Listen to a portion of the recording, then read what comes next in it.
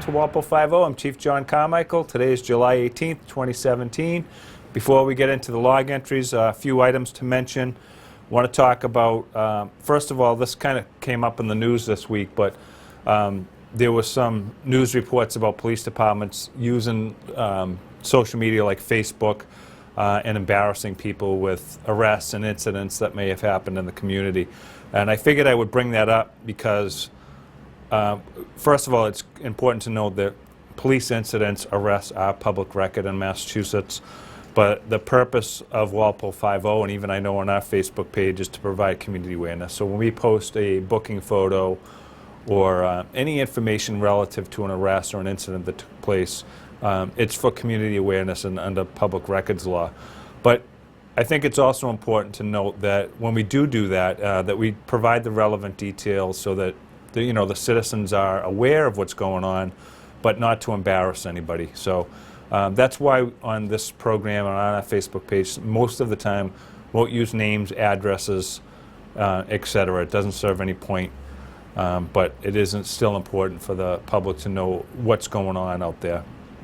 Want to mention the Junior Police Academy, and specifically Officer Hart, Officer Bethany, Officer Crown, Officer Thayer, who basically facilitated the last two classes and our first two classes of the Walpole Junior Police Academy. And we think that it was a great success. We had 60 kids altogether come through the program and graduate.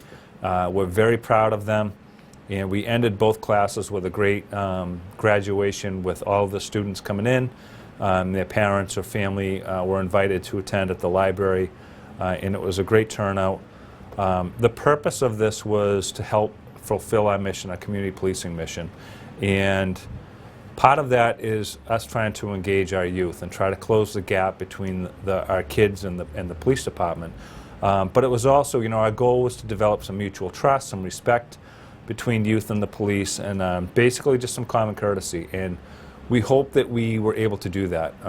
We tried to educate the kids about the challenges, the responsibilities of police work, but we also offered a fun-filled week of different events. We did drug resistance education, we did self-defense, crash reconstruction, SWAT, K-9. We went on field trips to Gillette Stadium, and we went to we visited court, the Transit Police Academy in Quincy, and the Mass State Police Marine Unit, when we went out on Boston Harbor in the state police boats. So we did a lot of different things during the week, and but we also incorporated a little bit of drill and ceremony, and to help with the kids as far as doing facing movements and that paramilitary part of the program. So Officer Crown and Bethany did a great job at that because they are drill instructors from the Rail Police Academy, but the kids were able to meet almost all of the Walpole police officers, and that's pretty amazing that during the week almost every officer on the department went down there, visited the kids, or played an instructor role, or played some role down there to make their face be known. And we think that it was a good, positive thing that we did, and we hope to do them more in the future. So we're going to look at next summer already is what we'll do. So I hope you kids enjoyed it. Metrolec, emotionally disturbed person, had a call out. This one went to Weymouth.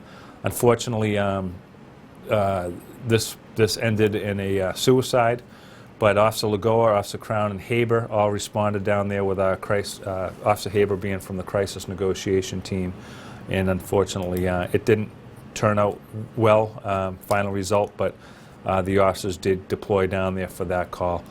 They also had another one recently down in the South Shore with a similar type of situation. And, as usual, our condolences go out to those families, but very unfortunate event. Want to mention the vigil. So Robin Chappelle and the Walpole Alcohol and Drug Coalition had a vigil this past week. It was going to be out in the town common, but had to move inside to the United Church. And basically it was going to focus on stopping the stigma. And it was designed to remember all of the overdose victims, fatal victims since 2011, which we've had 30 of, and addressing the stigma that's associated with substance use disorders. And we've had 150 total overdoses since 2011 with the 30 fatalities. And when you think about that number, quite significant. And if we had lost 30 people to any other disease or crashes or whatever else it might have been, there would really be a lot more focus on this. But a very significant barrier to treatment is stigma. And I think, what the whole message was with this whole vigil was to identify and understand that substance use disorders are a chronic disease. They're a disease that's identified by the MMA and the NIH, and it's not a character flaw, it's not a personal weakness or a lack of willpower, it's not a quality of life or a lifestyle. It is a disease, biological, environmental, and developmental factors associated with it, so people can inherit it. And we have to identify that and work with families to help them get into treatment and recovery. It's the only way we're going to deal with this problem. Reducing stigma is a huge part of it, because if you can imagine, you have somebody in the family that's suffering from a disorder that they want to get help, but you might be embarrassed and they might not want to come forward. And this was a time for the community to come together and identify that, accept it, and reach out and do some outreach to people that may need help.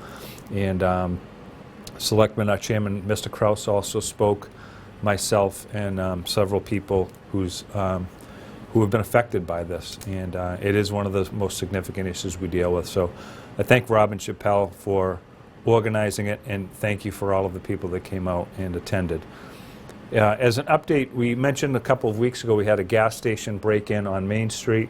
There was two men that we identified that, there was two men that broke in, smash and grab type of situation, stole multiple cartons of cigarettes, as well as specifically Newport cigarettes, and cash, and made their way out of there. This was discovered by one of our officers on the midnight shift. Those two men have been identified, and this is they haven't been identified in Walpole, but the result of multiple other gas station breaks. In fact, there's about 25 or 30 of them between here and Worcester, and these two individuals have been identified as two Worcester men. We are seeking to link their breaks and these other breaks to Walpole. We'll move forward with charges.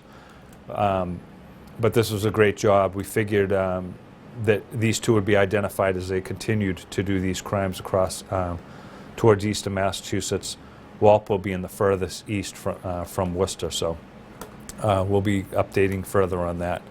But getting into the log on July 11th, emotionally disturbed person. It was a Section 12. There was a young person who was in West Walpole. They were screaming for help. It turned out they were having a crisis situation, and officers responded. They were able to transport and bring them to the hospital for evaluation.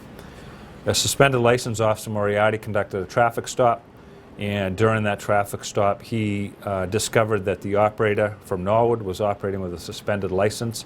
It turns out that the suspended license was the result of a failing to pay fines for other citations that had been issued, and he will be summoned to court. There was a summons for shoplifting on Route 1, and the individual, based on what was taken, it turned out that they were stealing multiple items of like toiletries and that type of thing. No record or anything, and that person would just be summoned in for court. A disturbance on Main Street, women yelling for help. All cars responded for this, and it turns out that there was two individuals that were there, had a verbal argument, and officers responded, separated, and restored peace at that scene. On July 12th, there was a missing person located. This was a 14-year-old female from Rentham. They were located at the Cumberland Farms on Main Street at 2 a.m. in the morning. There was an ambulance crew that had been clearing from a call and stopped in there to get something to eat, and they noticed this girl that was in there on a bicycle at 2 o'clock in the morning. Officer Wilmot went down there, brought her back to the station, notified her parents to come pick her up. Apparently she was riding her bike here to meet up with a boy. I don't know if that ever happened or not, but she was reunited with the family. Smash and grab. Breaking and entering, larceny from a motor vehicle. This occurred at LA Fitness on Route 1. There was a series of car breaks that occurred up and down Route 1, Walpole, Norwood, Dedham area, and all focusing on workout centers or fitness centers. And this happens more frequently than we'd like, but there was a vehicle with Rhode Island registration that was seen fleeing the scene of the smash and grab that occurred in Norwood. We were able to stop one vehicle that fit that description, but it was not the vehicle or the people that were involved. They did steal items such as wallets and purses and that kind of thing, so cell phone, credit cards, and cash. This situation, and again, like this was a smash and grab, different from, sometimes we have the car breaks where people just leave their vehicle unsecure. This here was, they actually smashed the window out and took items out from the vehicle. And when we talk about safeguarding property, sometimes that might mean not putting valuables in plain view, because even if the door's not open, they will take that to the next level and smash the window out, as they did here. So, keep them in a place that where they can't be seen, or even lock them in the trunk. Moving on, there was an arrest of a 20-year-old man, 20-year-old Mansfield male. This was for larceny over $250. And that was relative to the case that I mentioned a couple of weeks ago, where there was an individual that was suspected of stealing cell phones that went to a delivery center, and we identified that individual as a person who likely stole and or sold those cell phones, and this is a result of that investigation. And so far, one individual has been placed under arrest. Basically, they weren't delivering the items, they were just keeping them, and then basically stole them from the location and then sold them to people outside. Harassment. Officer Parlon took a report up on Route 1 reporting unusual text messages from a former client. So this is harassment of two acquaintances. Does not arise yet to the level of a harassment prevention order, but report taken. A crash behind the Walpole Mall. This was a garbage truck, struck a light pole. Eversource assured collision, and mall management were notified. Guy just didn't see the light pole in the parking lot and struck that pole, knocking it over. Officers Murphy and Powers responded to that. There was another crash. There was a deer struck on Route 27 by near Medfield. Officer Giblin and the animal control officer responded to that. No injuries. The deer and the ACO dealt with the deer. July 14th, forged prescription. So location, pharmacy on Route 1, reported that a female came in and had passed a false script. It was for Adderall. They presented their identification, as they do. However, the prescription was in somebody else's name, so they went up there, identified themselves, took the prescription to give to somebody else. But after dispensing this, the pharmacist kind of had some hesitation about it. They did contact the doctor, who revealed that it was a forged script. The person who was on that script is not a patient of theirs.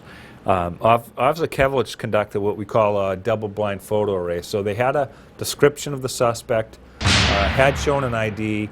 We developed a photo array, which is a series of photographs that we present to that person with the suspect potentially involved. But the officer who has knowledge of the incident does not show the photo array. They give it to another officer who does not know who that person is, who may have committed the crime in that photo array. And then it is presented to the person, the witness or the victim, and to see if they can identify with any certainty that that is the person that committed the crime. The person was not sure in this case.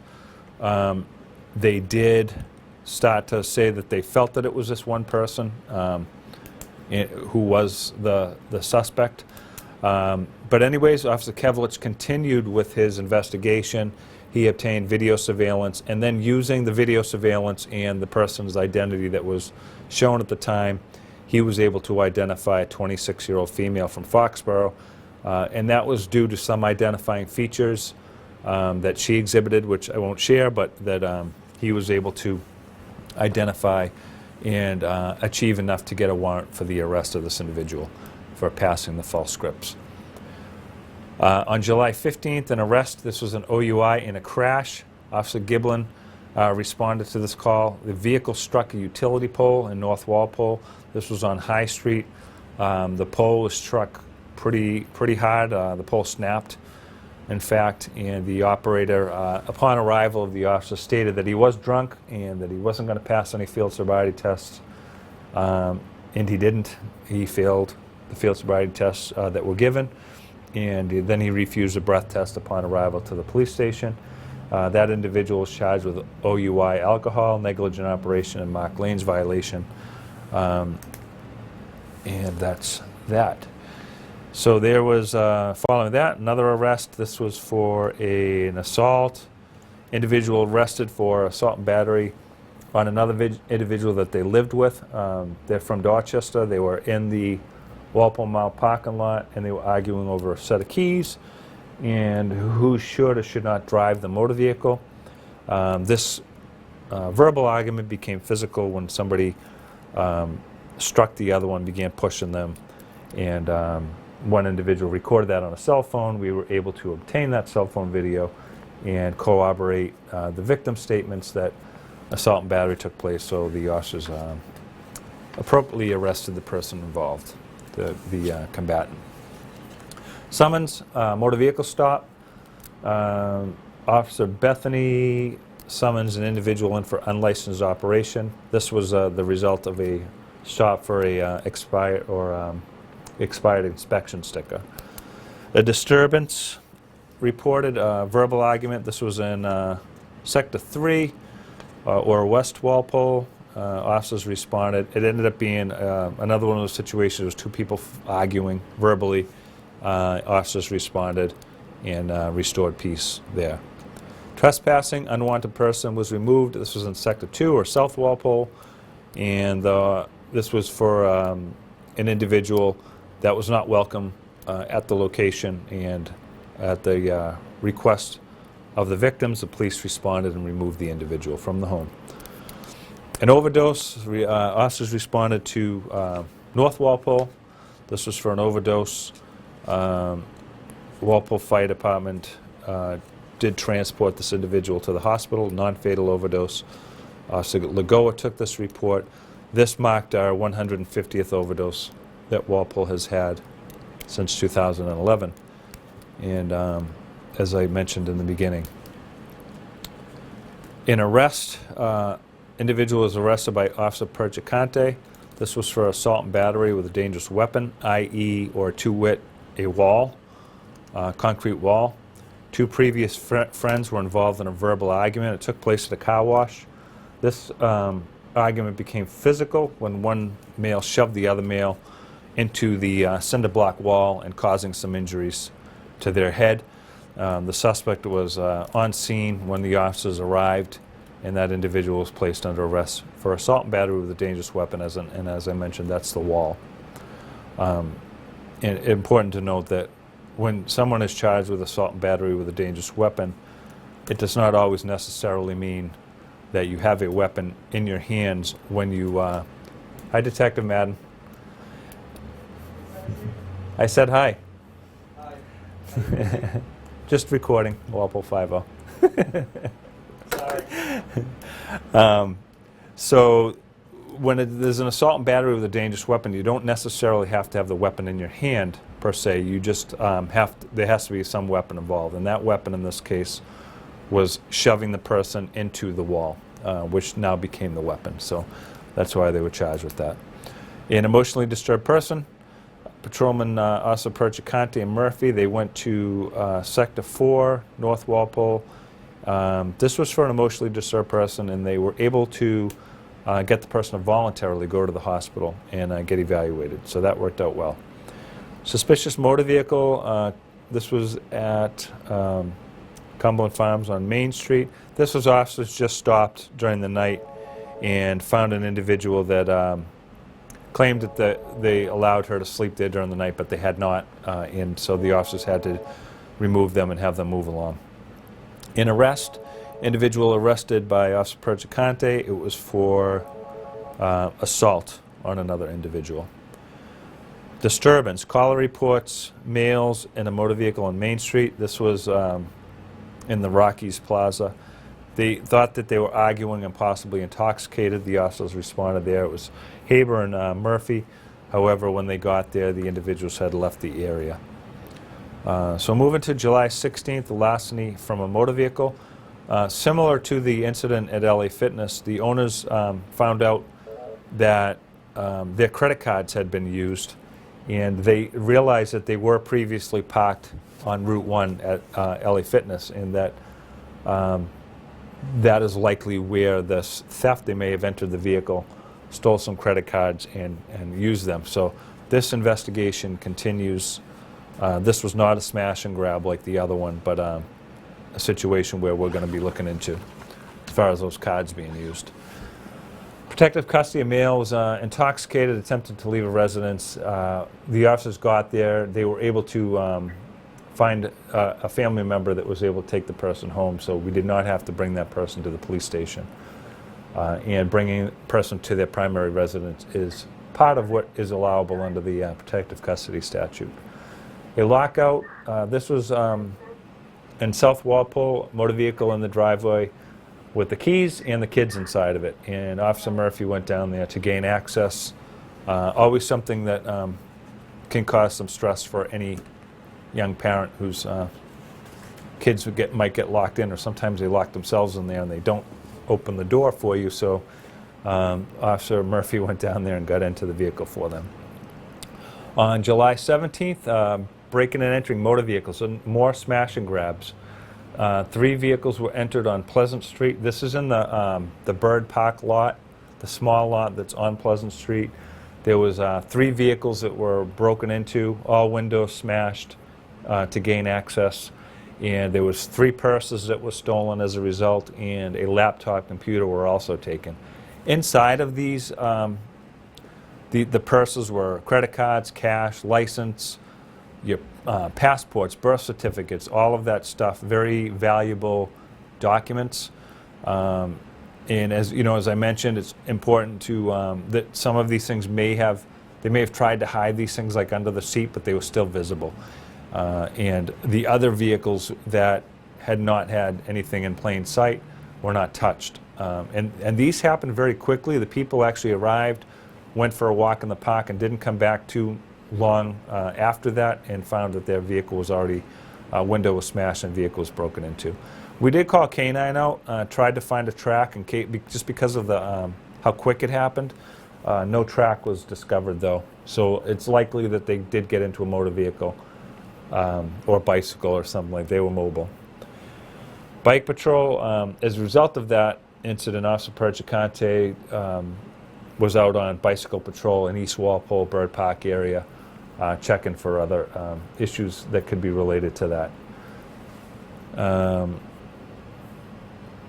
That was, so moving on, disturbance. This was in East Walpole.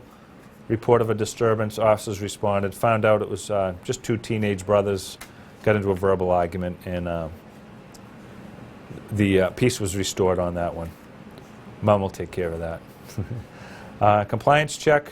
Officer Doherty conducted compliance checks at the Eastern Pearl, which currently does not have a liquor license due to the failed compliance checks in the past.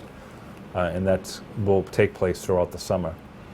Suspicious vehicle. Dispatch received a suspicious vehicle. That just turned out being a news crew at the scene of where the car breaks happened. Suspicious persons. Officer Doherty located a vehicle inside of Jarvis Farm. I've had these happen quite often recently. Parties were spoken to and sent on their way. Just as they can't be up there at night, so Officer Doherty removed them. Warrant arrest. Officer Beedman arrested an individual on a straight warrant for operating with a suspended driver's license. So this was they didn't pay the fines from having their license suspended prior. So their license was continued to be expired. So there was a straight warrant issued by the court for this individual. So they still have the suspended license and the warrant issued from the court. So Officer Beeberman arrested them for that. Officers went up to the MBTA lot. This is one of the great acts of the day, I guess. But they went up there. There was a report of a person surfing on top of one of the cargo trains. There happened to be two trains that came in right around the same time. And the first train in question did not reveal anybody. They may have gotten off or got away or whatever. But and then the second train they watched and they did not see anybody on the train. But the call came in. The witness says that there was a person up on top of the train. But we did not find anything relative to that at the scene. Suspicious persons, Detective Sullivan and Kelleher out with a suspicious vehicle at the lot. These were just, the officers were out doing extra checks because of the recent car breaks and doing FIOs, which is a field interview observation, anything that may look out of place or suspicious, and the officers acting on that. And last call, erratic operation. Caller reports erratic operator. It was a purple Camry headed in 1A towards Walpole from Norwood. That vehicle was not located, and a description was given out to other area towns as a bolo. Be on the lookout, but it was not located. So that's it for today, July 18th, 2017. And I am Chief John Carmichael, and I'll see you next week. Thank you.